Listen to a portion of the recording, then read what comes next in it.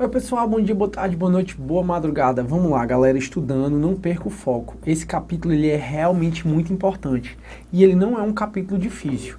Eu tô indo bem com calma, eu tô indo bem devagar para poder assentar na sua cabeça o conceito de funcionário público, principalmente para aquelas pessoas que vão fazer prova oral, que independentemente do concurso que você vai fazer, se cai penal, muito provavelmente esse título 11 vai estar presente.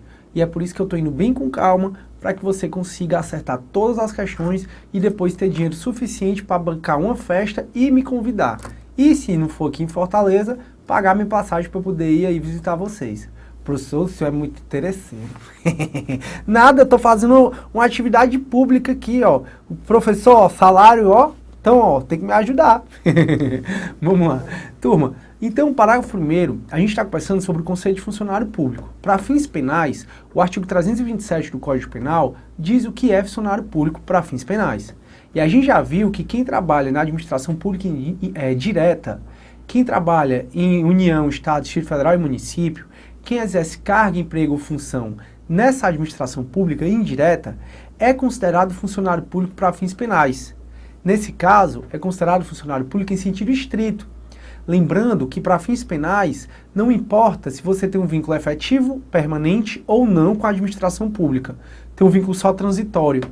Vocês vão perceber que se eu for contratado para fazer um serviço para a administração pública, eu sou considerado funcionário público para fins penais. E também não importa se eu recebo dinheiro ou não. Para fins penais, você pode ser considerado funcionário público, mesmo que não receba dinheiro nenhum. E no parágrafo 1º, queridos amigos, nós temos o funcionário público por equiparação. E aí a gente viu que a primeira parte desse parágrafo 1º fala das pessoas que exercem cargo, emprego ou função pública, embora transitoriamente sem remuneração, eles exercem cargo, emprego ou função pública em entidades paraestatais. Paraestatal, para fins penais, é a administração pública indireta. A grande discussão que se faz aqui é se abrange ou não nesse conceito de paraestatal o sistema S, Sebrae, Senac, SESI. E já na segunda parte desse parágrafo 1º, que fala de conceito de funcionário público por equiparação, a gente tem um elastecimento do conceito de funcionário público. Quando o próprio código fala que considera funcionários públicos quem trabalha em empresa prestadora de serviço, contratada ou conveniada para a execução de atividade típica da administração pública. Então você pode nunca ter feito um concurso na vida e você ser considerado funcionário público para fins penais. Pois é, como por exemplo, pessoal, aí a gente estava discutindo. Meu pai, que é médico, trabalha no hospital, se esse hospital for conveniado com o SUS e meu pai pede dinheiro, ele é considerado funcionário público. Então ele vai responder por opção passiva. O outro exemplo que eu dei foi o do lixeiro. O lixeiro, que mesmo que não tenha feito concurso público, se fez concurso público, beleza, entra no 327, CAPT ou na primeira parte do parágrafo 1º. Mas o lixeiro, ele trabalha numa empresa que foi contratada pela administração pública para fazer a limpeza da cidade. Esse lixeiro que faz a limpeza da cidade, ele é funcionário público. Agora, na maioria das repartições públicas, o serviço de transporte, o serviço de segurança e de limpeza são terceirizados. O terceirizado ele não é considerado funcionário público para fins penais. Então, se por acaso o terceirizado que faz a limpeza do fórum, ele subtrai um celular lá da repartição, ele não vai responder pelo crime de peculato, ele vai responder pelo crime de furto, porque ele não vai ser considerado funcionário público. Da mesma forma, você pode enquadrar o policial. O policial, ou mesmo quem faz o serviço de segurança, pode até, a regra é para ser concursado, mas pode até ser que ele não seja concursado. Se essa segurança for a segurança pública, ele é funcionário público. Todavia, se é contratado policial, aliás, é contratado um serviço de segurança por uma empresa terceirizada e é para fazer a segurança da repartição pública, fazer a segurança da repartição pública não é uma atividade típica da administração pública. Daí porque quem trabalha numa empresa que faz a segurança do fórum, ele não é considerado funcionário público para fins penais. Tudo bem até aí? Beleza, professor. Consegui entender que o direito penal adota o conceito amplíssimo de funcionário público. Lembre que isso não é interpretação extensiva para prejudicar o réu. A interpretação extensiva é pegar uma palavra e ampliar o conceito dela. O que a gente está fazendo é uma interpretação literal sobre funcionário público. Então a gente está lendo literalmente o que o Código Penal diz que é funcionário público. Pela literalidade, o conceito a gente nota que é bem amplo. Mas esse é um conceito literal e não um conceito extensivo, até porque nem seria possível fazer um conceito extensivo para prejudicar o réu. Tudo bem. Aí, turma, a grande discussão hoje é em relação ao conceito de funcionário público por equiparação. Se esse conceito só serve para quando o funcionário público for sujeito ativo, ou se serve também para se quando o funcionário público por equiparação for sujeito passivo. Professor, não estou entendendo. Turma, basicamente, eu estudei com vocês o conceito de funcionário público para fins de sujeito ativo. Então, em todos os meus exemplos, eu disse que se o indivíduo for funcionário público em sentido estrito ou funcionário público por equiparação, ele vai ser sujeito ativo dos crimes funcionais. Então, todos os exemplos que eu dei foi esses funcionários públicos, seja em sentido estrito, seja por equiparação, sendo sujeito ativo. Ele cometendo peculato, ele cometendo excesso de exação, concussão, corrupção passiva. Beleza. Mas tem alguns crimes, turma. Porra, acho que fui eu aqui, turma. Mas tem alguns crimes que... Vamos continuar assim, que aí... Fui eu que embaixo eu fico inquieto, pessoal, aí eu fico mexendo no meu pé, aí pega no fio, aí faz maior confusão do mundo, ó. Eu tô até fazendo aqui, beleza. Turma, a grande discussão aqui é a gente saber se esse funcionário público por equiparação, esse conceito, vale também para quando o funcionário público for sujeito passivo. Porque, por exemplo, determinados crimes, eles só vão existir se o sujeito passivo for um funcionário público. Exemplo, desacato. Outro exemplo, resistência, desobediência. O crime de resistência precisa estar pelo menos o funcionário público sendo sujeito passivo. Obrigado, Eduardo, desculpa aí. No crime de desacato, precisa o funcionário público ser sujeito passivo. Aí, turma, será que se eu, visando atingir a honra do funcionário público, eu esculhambo, eu chamo ai meu Deus, um médico lá que está me atendendo pelo SUS, no hospital particular, eu chamo ele, você é um médico baitola, você é um médicozinho pilantra. Será que nesse caso eu vou responder por desacato ou eu vou responder por crime contra a honra daquele médico? Então a grande questão que se faz, a grande pergunta que se faz é se esse conceito de funcionário público por equiparação serve para só quando o funcionário público ser sujeito ativo, ou seja, só para lascar ele, ou também vale para quando o funcionário público por equiparação, lembre que a discussão é sobre o funcionário público por equiparação. Funcionário público em sentido estrito vale tanto para quando ele é sujeito ativo como quando ele é sujeito passivo, para as duas coisas. O que eu estou discutindo com vocês é sobre esse conceito de funcionário público por equiparação. Será que esse conceito de funcionário público por equiparação serve para tanto quando o funcionário público for sujeito ativo e passivo, ou só vale para lascar ele, para quando ele for sujeito ativo? Porque, veja, se você me disser que esse conceito de funcionário público por equiparação só serve para quando aquele funcionário público for sujeito ativo, significa que no meu exemplo do médico, o médico que atende pelo SUS no hospital particular, esse médico, eu xinguei ele, seu médicozinho baitola, eu vou responder por crime contra a honra. Se você adotar a posição de que esse conceito de funcionário público por equiparação só vale para quando o funcionário público for sujeito ativo.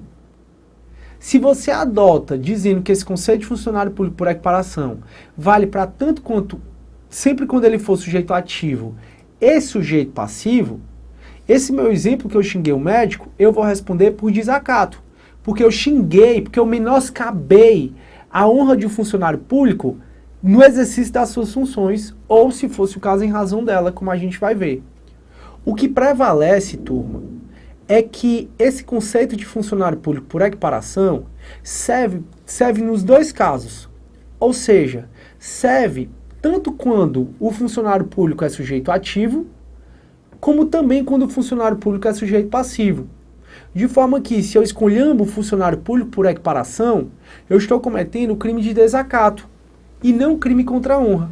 Porque esse conceito de funcionário público por equiparação vale para os dois pontos de vista, tanto o funcionário público sendo sujeito ativo, como o funcionário público sendo sujeito passivo do delito. E aí, turma, só a título de ilustração, para quando você for fazer uma prova escrita dissertativa, ou quando você for fazer uma prova oral, a doutrina que diz, que é minoritária, a doutrina que diz que o conceito de funcionário público, por equiparação, só vale para quando aquele funcionário público for sujeito ativo, essa doutrina justifica que esse conceito está no capítulo 1 do título 11. E o capítulo 1 do título 11 fala dos crimes praticados por funcionário público contra a administração. Esse capítulo 1 fala então dos crimes em que funcionário público é sujeito ativo do crime. Então, como esse capítulo 1 fala que quando o funcionário público é sujeito ativo do crime, para essa doutrina minoritária, o conceito de funcionário público por equiparação só valeria se o funcionário público for sujeito ativo.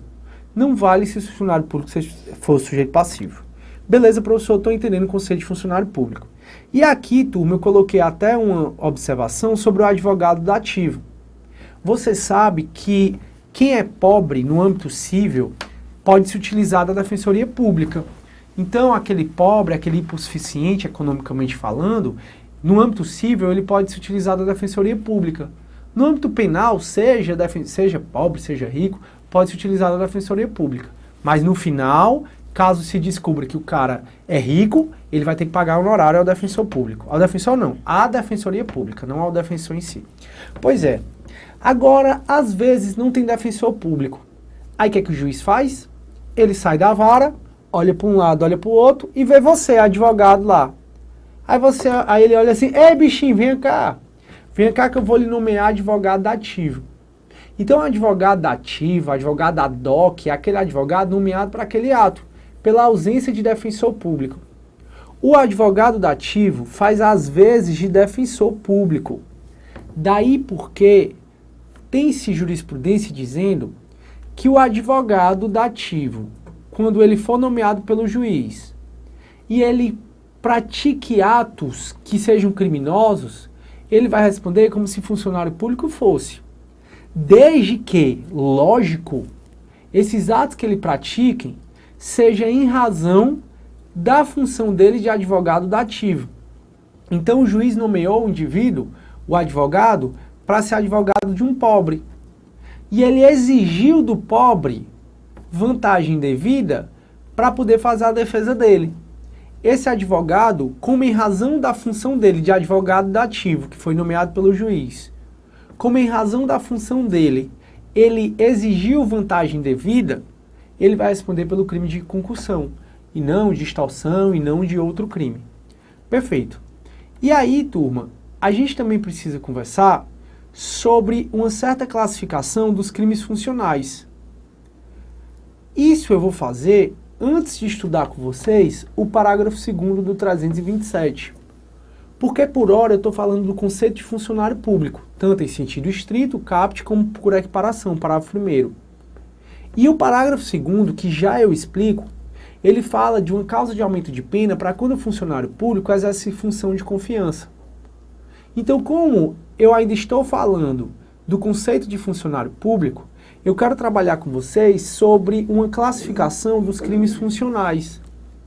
Crimes funcionais, você já sabe, são crimes em que o sujeito ativo é um funcionário público. A gente vai já perceber que o particular pode sim responder por crime funcional.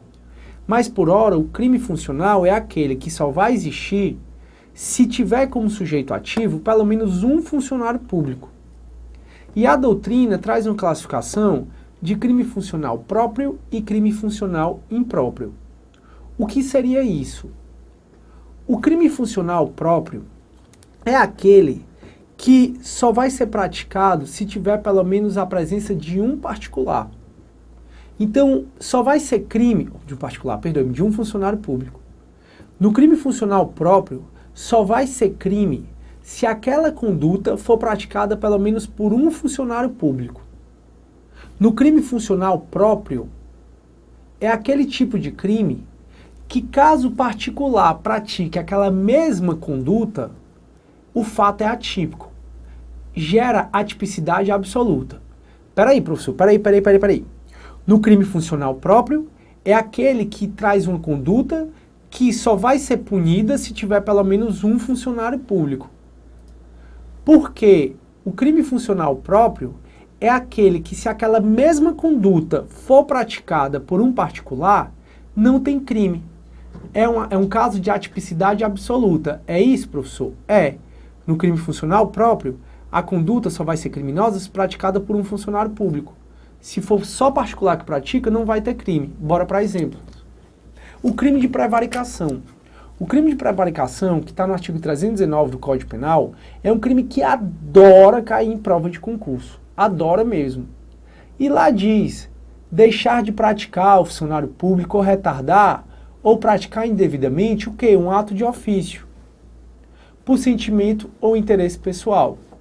Então o funcionário público, por exemplo, ele deixa de praticar um ato do ofício dele por sentimento ou interesse pessoal.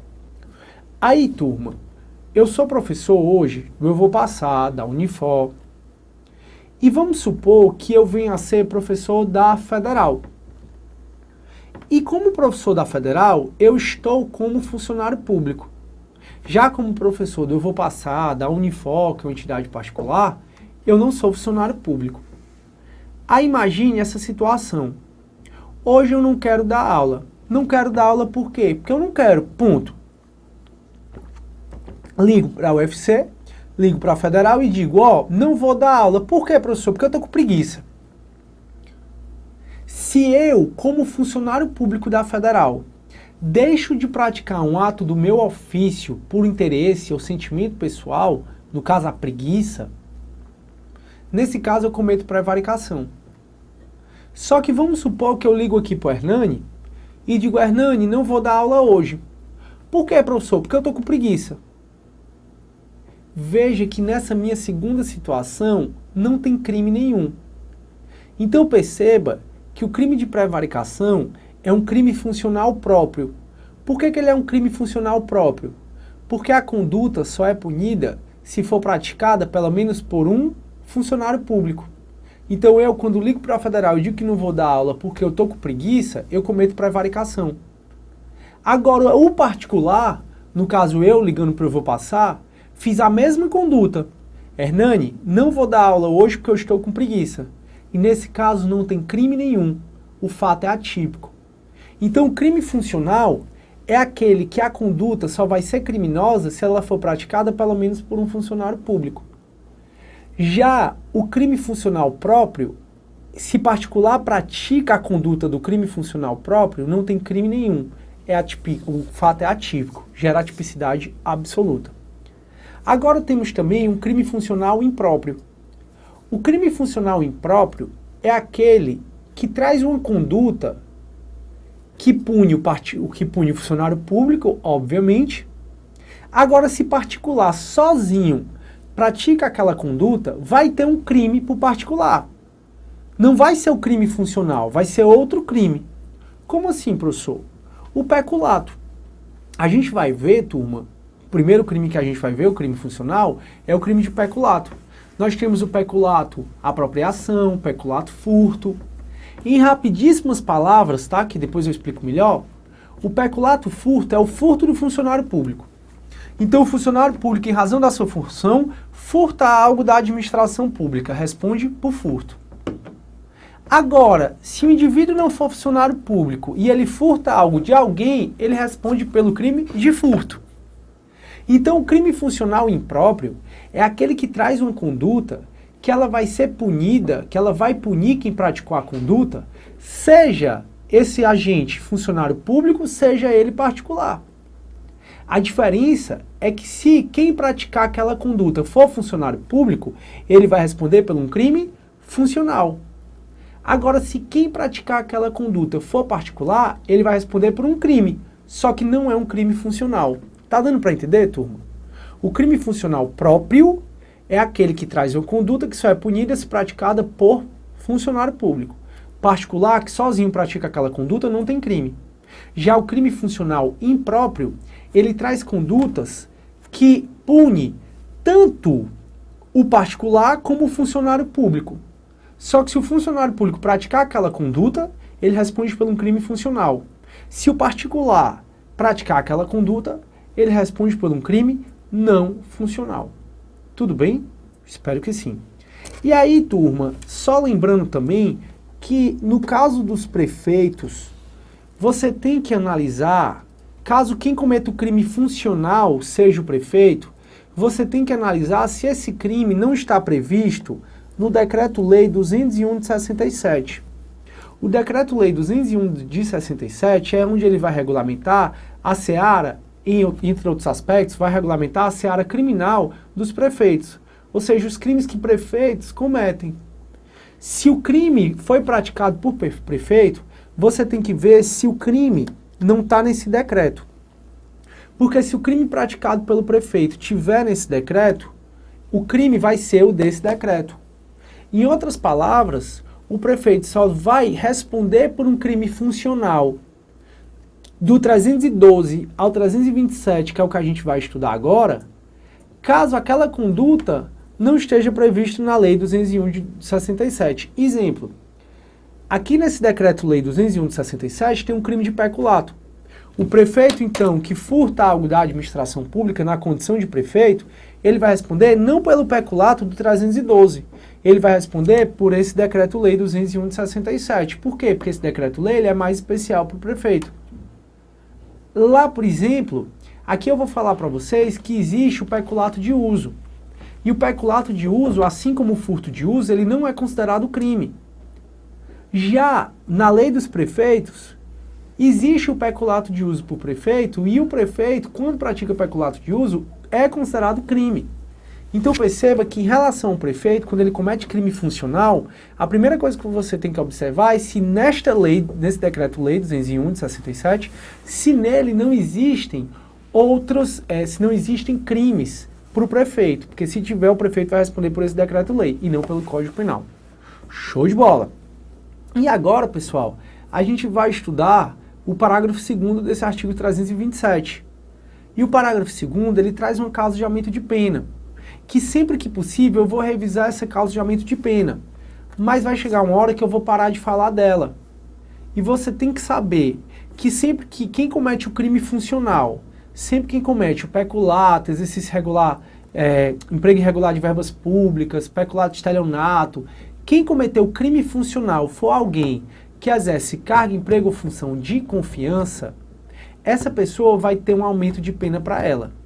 Então o parágrafo 2º, que eu vou já ler a redação com vocês, ele vai dizer que quem comete crime funcional, se quem cometer crime funcional for alguém que exerce cargo, emprego ou função de confiança, nesse caso vai ter um aumento de pena.